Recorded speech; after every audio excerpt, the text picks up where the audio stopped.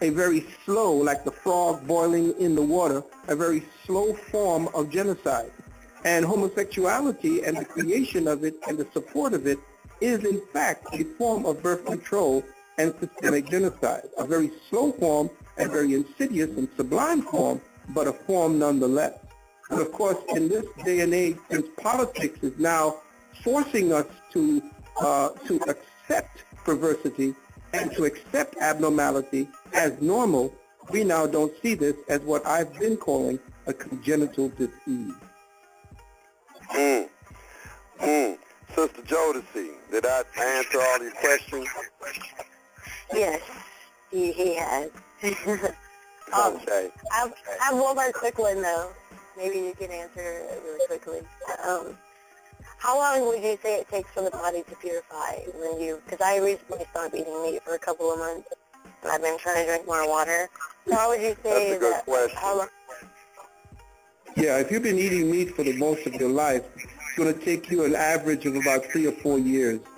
Because you have to remember that, what happens is your blood is constantly made.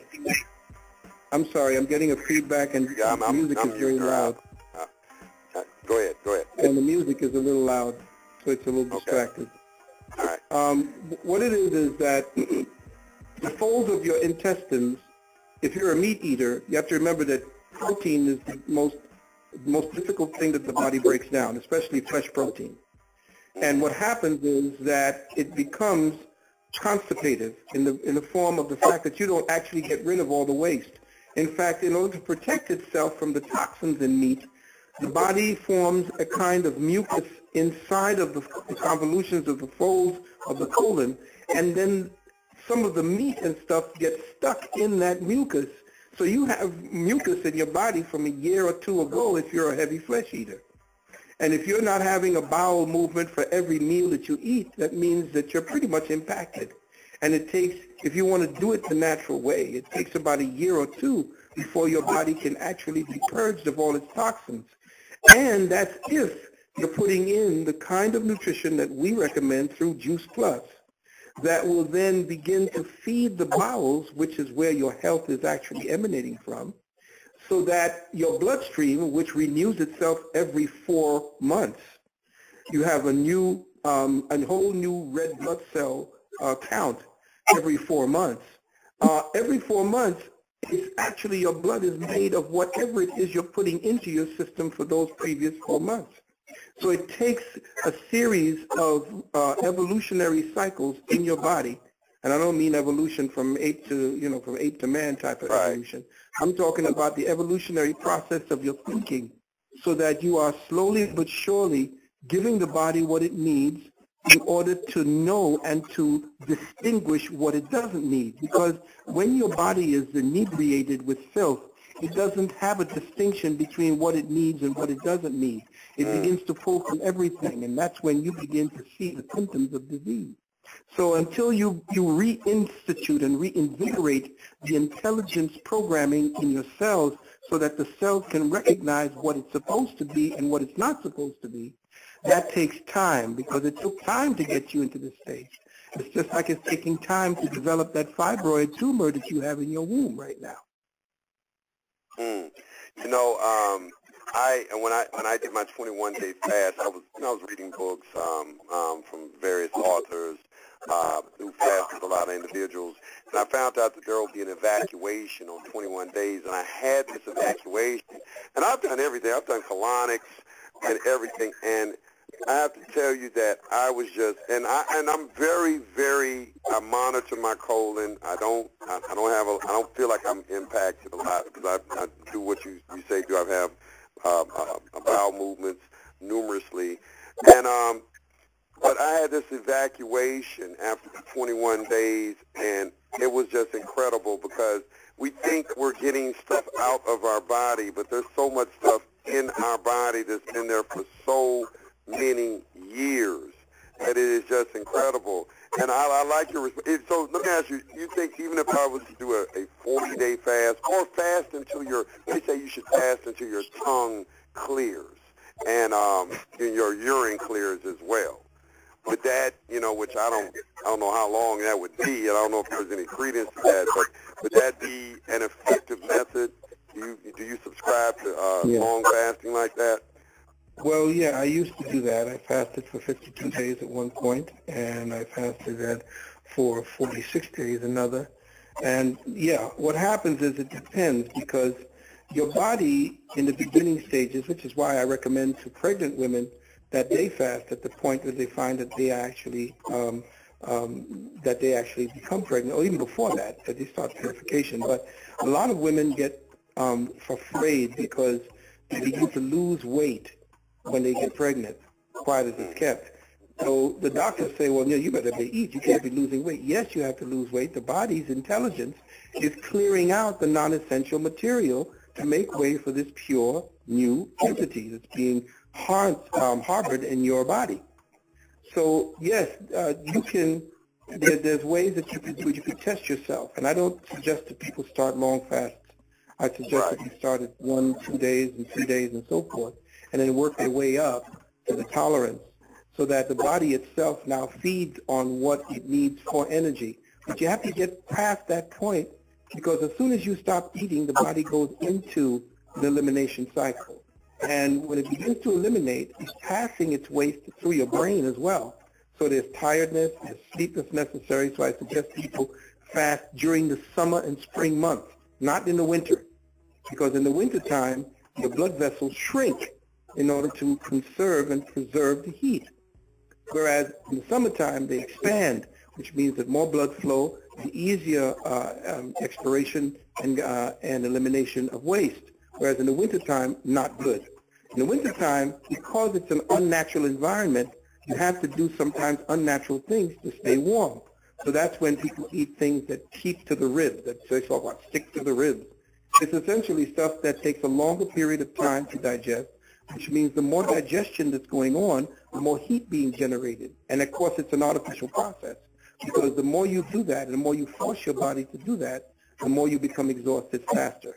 So in the wintertime, there is an adjustive cycle that needs too much. Your body needs too much maintenance during that time. But in the summer and the springtime, even in the early fall, you can do fasting, because, again, blood vessels are more open, your body is more expansive, and there's more chances for you to drink and eat without needing to eat, especially. There's more chances for you in the heat to want to drink, which will fill your stomach and get that nerve that needs to be touched. But with a full stomach, you'd be drinking more, and therefore you'd feel full, and you'd be a heck of a lot more. You have a lot of energy, less sleep, which scares people. They say, well, oh God, I only got 3 or 4 hours of sleep. I don't know if I had enough sleep because I needed 8. Well, you needed 8 because your body was stuffed full of filth.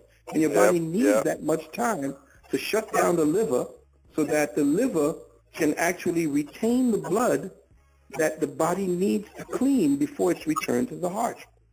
So yes, there is a science, definitely, to fasting, but I don't suggest that we start in prolonged cycles. To start in short cycles and work your way up to it, and do what we do and we recommend to our clients, and that is to slowly come off of your eating cycles first, to train yourself to eat less and less before you take on any liquids, and then go into a pure fast. Wow. I have to ask you this question, because this is something I've always wondered about, in my esoteric studies, about fasting. Like in the Bible, it says that Jesus fasted for 40 days, and I know the symbology of the Bible. But in studying other materials, this angel or this messenger came to him after he purified himself.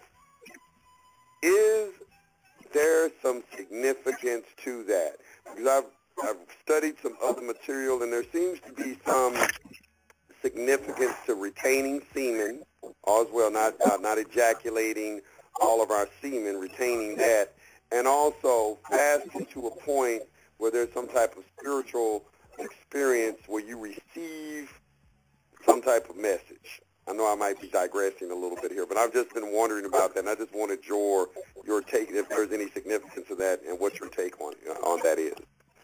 Well, the word angel comes from the word angles, and it's based on the angles of light. as they are beaming in from the cosmos. And certain angles of light from the sun, from the moon, from the stars themselves, they tend to activate certain perceptual centers in the brain. So these angles of light that trigger or open, because your blood is made of liquid crystal, that's what we have to understand. Your blood is not just water or red-colored water flowing through your system. It's a living stream of crystal intelligence. And therefore, it functions based on light. That's why you need the sunlight so much, because it feeds the melanin within the body and within the bloodstream. So your blood is a liquid crystal that picks up angles of light, so that angles of light are essentially what I call light-encoded information that comes and is processed so that your DNA is the transducer as well as the translator of that particular light. And the DNA then takes its instructions to know how to fill your body out. It also takes instructions from your thought process. So you have two forms of downloading information. You have your thought process, which is essentially structured for you. And of course, you have this mass amount of information that comes in, and based upon your capacity to engender that information, you then have these so-called spiritual experiences. But it only happens because you're cleaning and clearing the wiring. In other words, as you are purifying yourself, the nerves that are normally used by the body to activate and to manage the disposal units of the body is now being used as, or being switched in their function to become receptors. So you will have a higher, your intuitive insight becomes very, very powerful. As a matter of fact, I did most of my most insightful writing and analysis of things based upon fasting. And of course, again, all beings are entities of light, because you can go all the way down from the flesh to the cell. The cell is nothing more than molecules, and the molecules are nothing more than atoms. And what are atoms? Spiraling forms of light.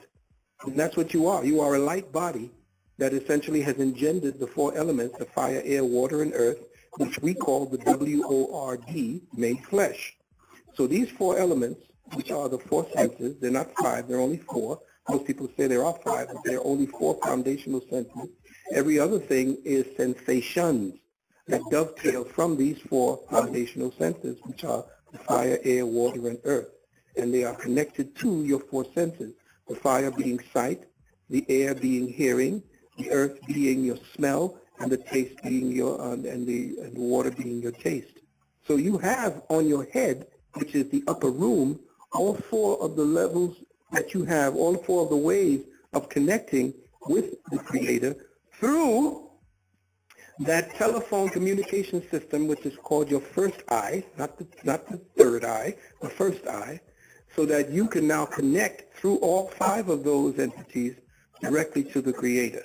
So yes, fasting is your way to triangulate, again, there's that angle, to triangulate the light codes that are beaming into our planet, and thereby speak to or be inspired by the quote-unquote angel that gives you its information, its divine information. Wow, beautiful explanation. You're listening to High Frequency Radio.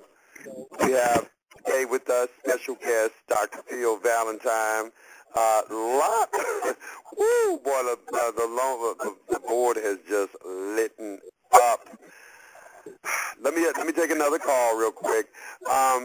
Brother Taj in Dallas wants to ask you about the masculine and feminine principle. This is always a very touchy subject because, within our community, we have a faction in our community that says the woman is God and we should be worshiping God and, all these different things. But Brother Taj, what's your question? What's your question on this masculine and feminine principle? Peace to the gods.